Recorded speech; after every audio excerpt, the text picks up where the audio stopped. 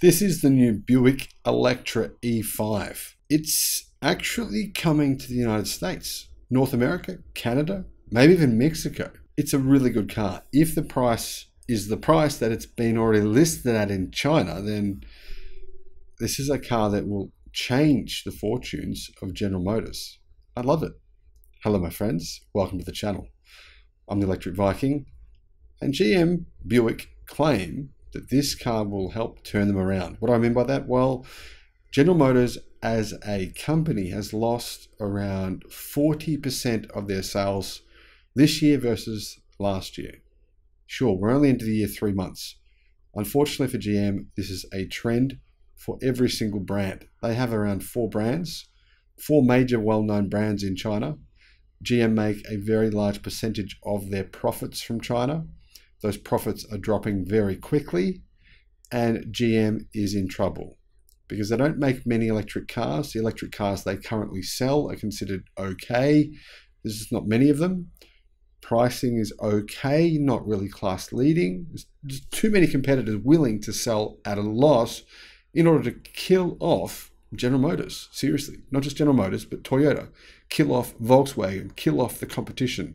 Unfortunately, GM is just losing sales very, very, very quickly. It's an alarming rate. In fact, they're losing sales quicker than any other company in China right now. Any other mainstream company, not little random ones, but I'm talking big companies. They are falling the fastest. Hopefully, this car turns things around for them. It should, maybe. Depends on how many they can make and if they can sell them at a profit. $30,400, 620 kilometers of range, and it looks, well, a bit generic, but good. It's a car that I'd consider buying for sure. Would you? Let me know your thoughts. On the 13th of April, Buick actually announced this car, the price of it, and the specifications in China. And normally you'd think, oh, it's a Chinese car, yeah, whatever. But actually, this car will be coming to the US in about 12 months. So it's worth having a look at. Maximum range is 620 kilometers, but that is CLTC. CLTC is a load of baloney. I've actually had people message me from China saying CLTC is the most accurate predictor of range in the world. You're wrong. It's perfect. It works so well. Everyone mocks it outside of China. Sorry, it's just ridiculous. That doesn't mean I don't like China. I do like China. Don't get me wrong. Don't say I'm a Chinese hater. Please. No, I don't care if you can say it. You can say whatever you want. But CLTC is a load of trash. It's ridiculous. About probably real world range 500 kilometers, which is still very good. Now there's a 4-wheel drive option and a front-wheel drive option. Obviously, the front-wheel drive option is going to give you more range because there's one less motor, less weight. This is General Motors' first Ultium-based electric car in China. And Buick announced that by 2025, they'll have 5 new EVs based on the Ultium platform in China. The Electra E5 is the first of those, and it's going to launch in the middle of this year. In other words, it's going to be out in China within a couple of months. Buick also have an electric sedan called the Electra E4 coming out. But as with all sedans, even in China, sedan popularity is going down. This car will be far more popular. One interesting thing GM are doing, they plan on building 600 premium charging stations in China and getting access for GM electric car owners to another 400,000 electric chargers in China. There's more than well over 1 million chargers in China, fast chargers, already available right now. Buick is basically saying, we'll pay a small subscription fee to all the people who own these chargers so you can use the chargers. Interesting that they would actually plan on building 600 premium charging stations. I'm not really sure why they would do this. It's sort of like, imagine there was, say, 1 million McDonald's already in America. Imagine there was like a McDonald's for everyone has their own McDonald's, and Buick were like, well, we're going to build you some more McDonald's, and everyone was like, I've already got a McDonald's, dude. I don't need another McDonald's. So this is the way I look at that. It's just a waste of money.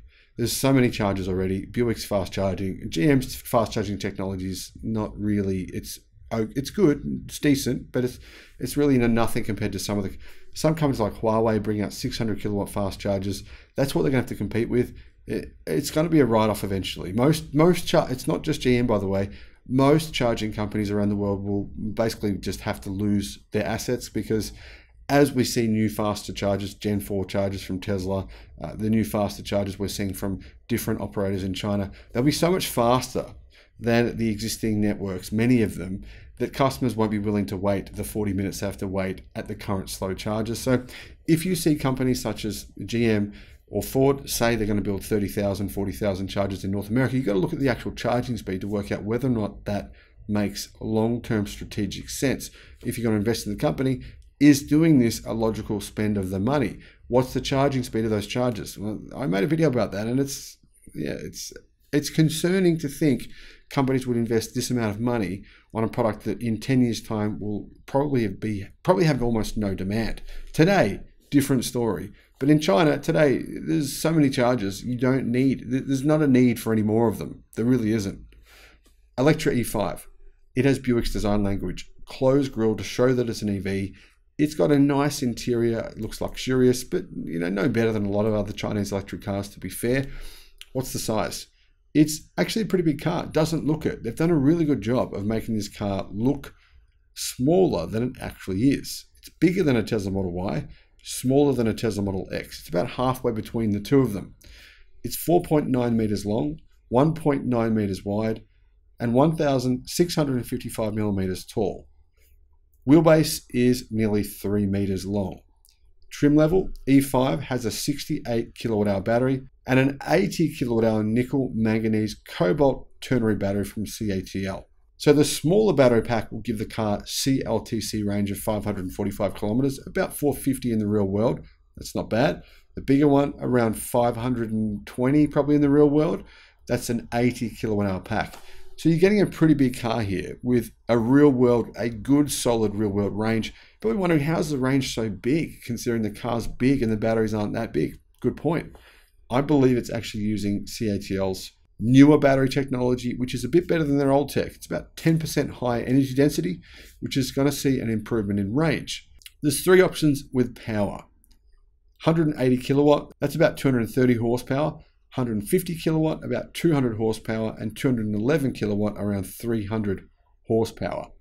Pricing starts at $30,000 for the smaller battery pack. Then if you want the long range, the bigger battery pack for that base model car, $32,400. If you get the all-wheel drive version, it starts at $33,000 for the smaller pack. Longer range, all-wheel drive, $35,000. If you want the most powerful motor, all-wheel drive, long range, it's $40,000. Still, this is a car, like I said, bigger than a Tesla Model Y. If they came into the US with a price, say 10%, 20% more than this, they could sell hundreds of thousands of these in the United States. That's my belief. What do you think? Let me know in the comments what your thoughts are. So the cheapest way to get into a Buick E5 with a long range battery pack, which will give the car, like I said, around 520 kilometers of real world range, is $32,400. Let's say they add on an additional 10%, making the car around $35,000, or maybe say $36,000. Imagine how well that would sell in Europe, in North America, in Australia. Yeah, this is what I see as the future. Speaking of the future, in the interior, there is a massive screen. It's 30 inches. It's a curved display. It's pretty cool, actually. And it uses some very up-to-date computer chips, a Qualcomm 8155 chip, 5G technology, 14 speakers from Bose, meaning you're going to have a really nice, quiet car with a really good sound system, up-to-date, new modern technology, a big, nice, curved LCD screen. That interior, I mean, it's not the greatest looking, but it's nice. It looks like a nice place to be. What about the boot space? Well, the boot space is surprisingly small. It's only 500 liters, which is bizarre considering the size of the vehicle. Much smaller than a Tesla Model Y boot. You would think it'd be bigger, but it's not. Not sure why that is. Maybe the rear seat has a lot of space in it. It's very common in China that rear seats will have a stretched area, so that the luxury position is actually the rear seat position. You might have a driver or the perception of a driver. But for example, the standard BMW 3 Series is actually the same size as a 5 Series car because it's stretched for the rear passenger to have more space. It's actually quite common in China to do that. General Motors currently has 10 joint ventures in China, meaning they own 50% or less in those 10 automotive companies. There's really 4 big main ones. All 4 of them have lost around 30 to 40% of their sales so far this year. But GM also has 50,000 employees in China. So Does the Chinese government want them to fail? Probably, actually. I mean, those employees will simply go and work for other automotive companies within China. That's probably where they're seeing it from. Will this car succeed? Well, I hope it does. I hope General Motors succeed in China, but I honestly think Legacy Auto are pretty much dead men walking in China. It's just a matter of time. It's going to be crazy for them because really, if GM, let's say if 20% of their sales right now are EVs, you'd think, okay, they're hitting that trajectory. They're on the way. They're not. They're nowhere near that. It's around 5%. In fact, it's less than 5%. You've got to ignore the fact that they've got the Wuling Mini EV. It's a $5,000 car. They make $27 in profit out of it. And market share for that car it's falling fast because there's so much competition. This car, though, I love it. Hopefully, it does really well in the US. Hopefully, the pricing is right. And we have a winner on our hands. I think we do. Let me know your thoughts in the comments. Thank you for watching. Bye-bye.